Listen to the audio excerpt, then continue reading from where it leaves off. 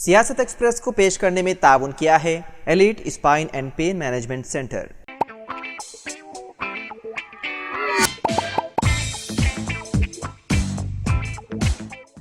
आदाब नाज़रीन, सियासत एक्सप्रेस में आपका इस्तकबाल है। मैं हूं मोहम्मद शौकत। आइए नाज़रीन, दिन भर की खबरों पर मुश्तमिल हमारे इस खास बुलेटिन में डालते हैं एक सरसरी नज़र। नंबल इलाके में एक पेट्रोल पंप पर ईंधन से भरे ऑयल टैंकर में अचानक आग भड़क उठी, जिससे इलाके में सनसनी फैल गई। खुशकिस्मती की बात यह है कि कोई जानी नुकसान नहीं हुआ। पुलिस के मुताबिक मसरूफ सड़क पर वाक़े कोर्ट कॉम्प्लेक्स के करीब पेट्रोल पंप पर पहुंचने वाले ऑयल टैंकर से अचानक आग के शोले बुलंद होने लगे। टैंकर के ड्राइवर ने हाजिरी दिमागी का मुजाहिरा करते हुए फौरी तौर पर टैंकर को पेट्रोल पंप से बाहर निकालकर सड़क पर खड़ा कर दिया। वाक़े की इत्तला मिलते ही फायर ब्रिगेड की 2 गाड़ियां मौके पर पहुंच गई और कड़ी मशक्कत के बाद आग पर काबू पा लिया। बताया गया है कि नामपल्ली एक मीनार मस्जिद के करीब वाक़े पेट्रोल पंप में टैंकर से पेट्रोल मुंतकिल किया जा रहा था कि अचानक टैंकर के ऊपर आग भड़क उठी। टैंकर को आग लगते ही पेट्रोल टैंकर अमला, पेट्रोल पंप के मुलाजिमीन और ग्राहक खौफजदा हो गए और अफरा तफरी फैल गई।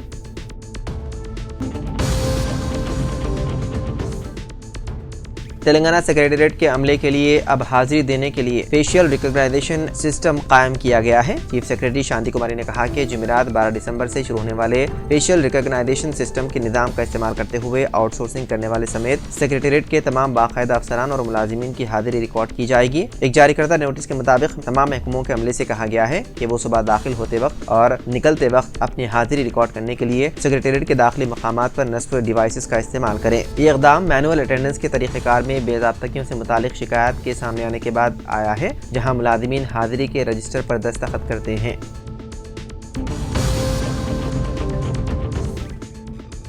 रिहायशियों की शिकायत के जवाब में hydra commissioner A V Ranganath ने झील के बफर जोन पर मुबैना तजावुजात और इलाके में सड़क की तामीर का जायजा लेने के लिए चारशंबे को कोंतलूर पेद्दा चेरू का दौरा किया। अपने दौरे के दौरान कमिश्नर रंगनाथ ने मुकामी जमींदारों से मुलाकात की और माहौलियात और उनके जरिए मुआश पर उन तरक्कियात के असरात के बारे में उनकी शिकायत समाअत की। रिहायशियों ने माहौलियाती रहनुमाना खतूत की मुमकिन खिलाफ वर्जियों और झील के माहौलियाती निज़ाम को लाहक खतरे के बारे में खदशात का इजहार किया। कमिश्नर ने कम्युनिटी को यकीन दिलाया कि उनके तहफ़्फ़ुज़ात को संजीदगी से लिया जाएगा। उन्होंने ऐलान किया कि दावों की तस्दीक और तजावुजात की हद का अंदाजा लगाने के लिए एक तफसीली सर्वे किया जाएगा। सर्वे के नताइज की बुनियाद पर हाइड्रा कायम शुदा कानूनी और इंतजामी तरीक़ेकार पर अमल करते हुए सूरत हाल से निपटने के लिए मुनासिब इक़दामात शुरू करेगा।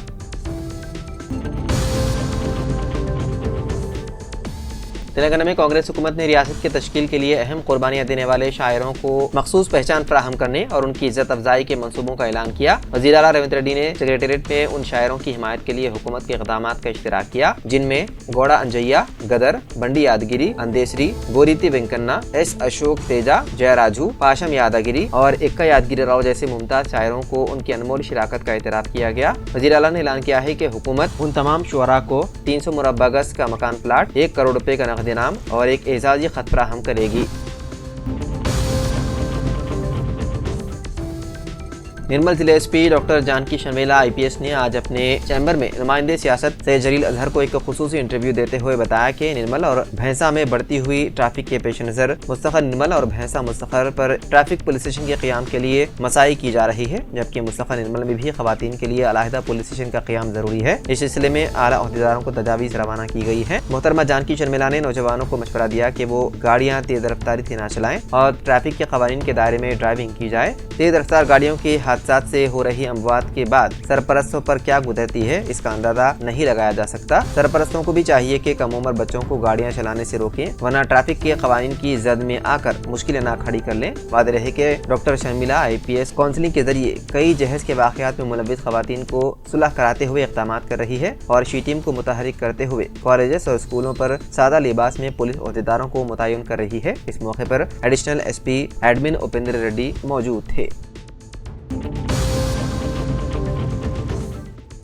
महाराष्ट्र के परभनी में चारशंबे को अम्बेडकर की यादगार की तोड़फोड़ के खिलाफ एहतजाज के लिए दिए गए बंद की कॉल के दौरान तशद्दुद फूट पड़ा। परभनी के कई इलाकों में दुकानों और गाड़ियों में तोड़फोड़ और उसे आग लगा दी गई। भीड़ पर काबू पाने के लिए पुलिस को आंसू गैस के गोले दागने पड़े। कुछ इलाकों में लाठीचार्ज भी किया गया। परभनी में बड़ी तादाद में पुलिस फोर्स तैनात कर दी गई है। इंतजामिया ने इलाके में दफा 144 नाफिज कर दी है। परभनी से मुत्तसिल हिंगोली में भी तशद्दुद की खबरें हैं। पुलिस के मुताबिक 45 साल मुज़िम सोपन दत्ता राव पुरा ने मंगल को रेलवे स्टेशन के सामने अम्बेडकर मेमोरियल में आइन की कॉपी को फाड़ने की कोशिश की। उसके बाद लोगों ने उसे बुरी तरह मारा। पुलिस ने मुलजिम को भी कर लिया गिरफ्तार।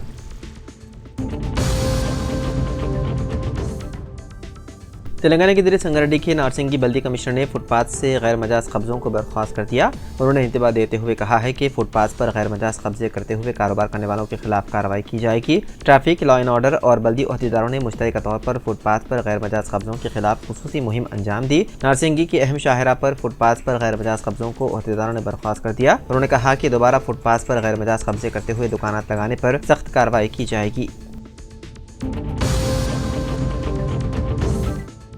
शरदराबाद के नवाही इलाके जोडीमिटला में एक नामालूम खातून की नाश बरामद हुई, जिसके जिस्म पर जख्म के निशानात थे। पुलिस इस बात की जांच कर रही है कि आया यह कत्ल तो नहीं। पुलिस के मुताबिक खातून की उम्र तकरीबन 30 बरस है। इस नाश को सड़क से गुजरने वाले मोटरसाइकिल सवारों ने देखा, जिसके बाद पुलिस को इत्तला दी। इत्तला मिलते ही पुलिस सुराग रिसां टीम के साथ मौके पर पहुंच गई। जोडीमिटला पुलिस ने मुकदमा दर्ज करते हुए मुख्तलिफ दावियों से तहकीकात कर रही है। बाद नाश को गांधी अस्पताल के मुर्दाखाना कर दिया गया मुंतकिल। फिल्म अदाकार मुश्ताक खान को मेरठ में मुनक़िद एक अवार्ड तकरीब में बुलाने के बहाने अगवा कर लिया गया। इस वाक़े का इंकशाफ उनके बिजनेस पार्टनर शिवम यादव ने किया। ये वाक़या गुज़िश्ता महीने पेश आया था। उन्होंने बताया है कि 20 नवंबर को दिल्ली हवाई अड्डे पर पहुंचने के बाद मुश्ताक खान को एक गाड़ी में बिठा दिया गया जो उन्हें मेरठ ले जाने वाली थी। उसे मुमकिन तौर पर बिजनौर की तरफ मोड़ दिया गया। रिपोर्ट के मुताबिक अगवाकारों ने मुश्ताक खान को तकरीबन 12 घंटे तक कैद करके ज़दकोब किया और उनसे 1 करोड़ रुपए के तावान का मुतालबा किया। जब मुश्ताक खान पूरी रकम नहीं दे सके तो उनके और उनके बेटे के खातों से 2 लाख रुपए ट्रांसफर करा लिए गए। शिवम यादव ने बताया है कि सुबह के वक्त अजान की आवाज़ सुनकर मुश्ताक ने अंदाजा लगाया कि करीब में कोई मस्जिद है। मौका देखकर वो वहां से भाग निकले और मस्जिद में पनाह ली। मुकामी लोगों की मदद से वो बहिफाजत मुंबई पहुंच सके। शिवम यादव ने मजीद कहा कि उनके पास फ्लाइट टिकट, बैंक ट्रांसफर के सबूत और हवाई अड्डे की CCTV फुटेज मौजूद है। उन्होंने बिजनौर में FIR दर्ज कराई और पुलिस मामले की जाँच कर रही है।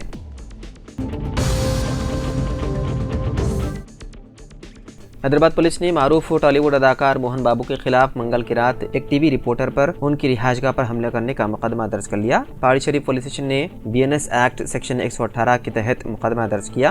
पुलिस के मुताबिक FIR हैदराबाद के एक मशहूर और मारूफ तेलुगु न्यूज चैनल के रिपोर्टर की शिकायत पर दर्ज की गई। मोहन बाबू ने टीवी रिपोर्टर पर उस वक्त हमला किया जब मोहन बाबू और उनके फर्जन मंजू मनोज के दरमियान जारी तनाज़े की कवरेज करने जलपल्ली में उनकी रिहाइशगाह पर गए थे। रिपोर्टर ने अपनी शिकायत में कहा कि जब मंजू मनोज और दीगर सहाफ़ी उनकी दावत पर घर पर गए तो मोहन बाबू ने उनका जारहाना अंदाज में सामना किया, गाली गलौज की और बदजुबानी का इस्तेमाल किया और माइक पकड़ा और उस पर हमला कर दिया, जिसके नतीजे में उनके सर में शदीद चोटें आई। मरकज़ी वज़ीर सेहत JP नड्डा ने राज्यसभा में बताया है कि Indian council of medical research की तहकीक से यह वाज़ेह हो गया है कि कोरोना वैक्सीन लगवाने से हिंदुस्तान में नौजवानों और बालिगों में अचानक मौत का खतरा नहीं बढ़ता। उन्होंने कहा कि ICMR के तहकीक के मुताबिक कोरोना वैक्सीन से ऐसी अमवात के इम्कानात कम हो सकते हैं। इस तहकीक के ज़रिए इन खदशात को दूर करने की कोशिश की गई कि गुज़िश्ता चंद बरसों के दौरान हिंदुस्तान में नौजवानों और बालिगों की अचानक अमवात का ताल्लुक़ कोरोना वैक्सीनेशन से था।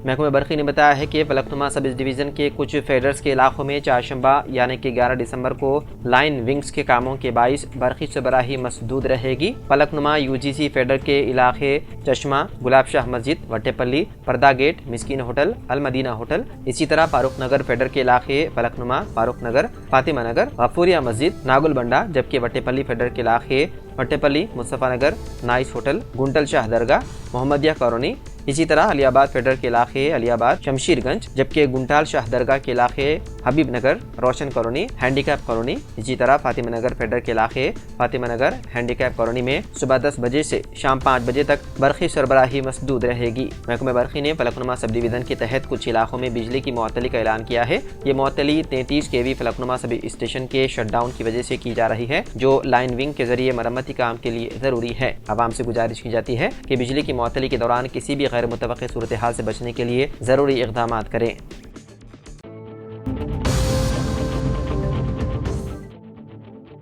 इंडिया ब्लॉक ने महाराष्ट्र के हालिया असेंबली इंतखाबात में EVM यानी कि इलेक्ट्रॉनिक वोटिंग मशीन में मुबैना गड़बड़ियों के मामले पर सुप्रीम कोर्ट से रुजू करने का ऐलान किया। इत्तेहाद के रहनुमाओं ने इंतखाबात के नताइज पर सवाल उठाते हुए उन मशीनों के इस्तेमाल पर शफाफियत और एतमाद बहाल करने का मुतालबा किया। ये फैसला एक अहम मीटिंग के बाद किया गया, जिसमें नेशनलिस्ट कांग्रेस पार्टी के रहनुमा शरद पवार, आम आदमी पार्टी के सरबराह अरविंद केजरीवाल और मारूफ वकील व कांग्रेस रहनुमा अभिषेक मनु सिंह भी शरीक थे। मीटिंग के दौरान ये निशानदही की गई कि हालिया इंतखाबात के नताइज से अपोजिशन को नुकसान पहुंचा, जिसके बारे में इत्तेहाद का दावा है कि ये BJP की हिमायत में EVM के साथ छेड़छाड़ का नतीजा हो सकता है।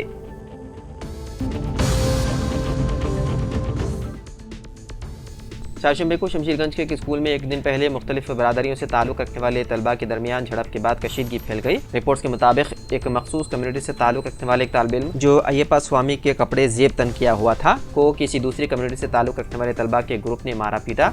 ये वाक़या मंगल को स्कूल के अवकात में पेश आया और स्कूल के मुंतज़मीन के इल्म में लाया गया, ताहम उनके खिलाफ कोई कार्रवाई नहीं की गई।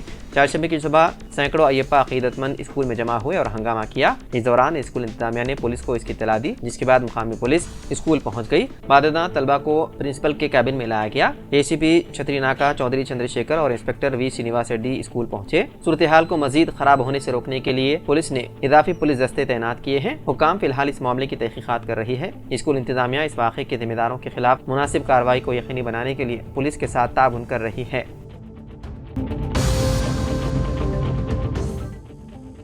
तेलुगु फिल्म अदाकार मोहन बाबू और उनके फर्जंद मंचू मनोज की जायदाद के तनाज़े ने उस वक्त नया मोड़ इख्तियार कर लिया जब पुलिस ने उन दोनों की लाइसेंस बंदूकें जब्त करने के अहकाम जारी किए। 2 दिन कबल मंचू मनोज ने अपने वालिद मोहन बाबू पर हमला करने का इल्जाम करते हुए पुलिस स्टेशन में शिकायत दर्ज करवाई थी। इस वाक़े के मंजर आम पर आने के बाद मीडिया के नुमाइंदों ने मोहन बाबू से तनाज़े पर बात करने लगे, जहाँ मोहन बाबू ने मीडिया के नुमाइंदों पर हमला करते हुए उन्हें वहाँ से भगाने की कोशिश की। उसके बाद सूरत हाल कशीदा हो गई, जिसके बाद रचाकुंडा कमिश्नरेट के आला अहदेदारों ने मोहन बाबू और मंचू मनोज के पास बंदूकें जब्त करने के मातहतीन को अहकाम जारी किए, जिसके बाद ये असलाह जब्त कर लिया गया। वादे रहे कि गुज़िश्ता 2 दिनों से ये तनाज़ा जारी है। कल जब मंचू मनोज अपनी बीवी मोनिका के साथ मोहन बाबू के घर पहुंचे तो उन्हें अंदर जाने की इजाजत नहीं दी गई और मीडिया को भी दाखिले से रोक दिया गया था। मंचू मनोज बाउंसर्स के साथ गेट धकेल कर अंदर दाखिल हो गया, जिसकी वजह से हालात कशीदा हो गए। कर्नाटक की कांग्रेस हुकूमत मुसलमानों को 4% तहफ़्फ़ुज़ात की फराहमी से मुतालिक इंतखाबी वादे की तकमील के लिए पेशरफ्त कर रही है। वज़ीर आला सिद्धरामैया ने कर्नाटक असम्बली में इस बात का इशारा दिया कि बीजेपी ज़ेर क़ियादत मखलूत हुकूमत की जानिब से मार्च साल 2023 में कालेदम करदा 4% मुस्लिम तहफ़्फ़ुज़ात को बहाल किया जाएगा। तहफ़्फ़ुज़ात का मामला अदालत में ज़ेर इल्तवा है और अदालत ने जो कतू मौक़िफ़ बहाल रखने की हिदायत दी। असम्बली में सिद्धरामैया ने बीजेपी पर दोहरा मियार इख्तियार करने का इल्ज़ाम किया और कहा कि बीजेपी ने पहले 4% तहफ़्फ़ुज़ात को 2 मुख्तलिफ तबक़ात में तक़सीम कर दिया, जबकि सुप्रीम कोर्ट में इसके बरखिलाफ हलफनामा दाखिल किया गया। उन्होंने कहा कि बीजेपी की साबिक़ हुकूमत ने ज़ुमरा 2A के तहत पंचमा शाली लिंगायत तबक़े को शामिल नहीं किया, बरखिलाफ उसके ज़ुमरे 2B के तहत मुसलमानों को दिए गए 4% तहफ़्फ़ुज़ात को कालदम करते हुए वीरा शिवा लिंगायत और वकालिका तबक़ात में तक़सीम कर दिया। उन्होंने कहा कि इक़दाम पसमानदा मुसलमानों के साथ नाइंसाफ़ी के मुतरादिफ है। तो नाज़रीन, सियासत एक्सप्रेस में फ़िलहाल इतना ही। मज़ीद अपडेट्स के लिए आप बने रहिए सियासत TV के साथ। फ़िलहाल मुझे दें इजाज़त। खुदा हाफिज़।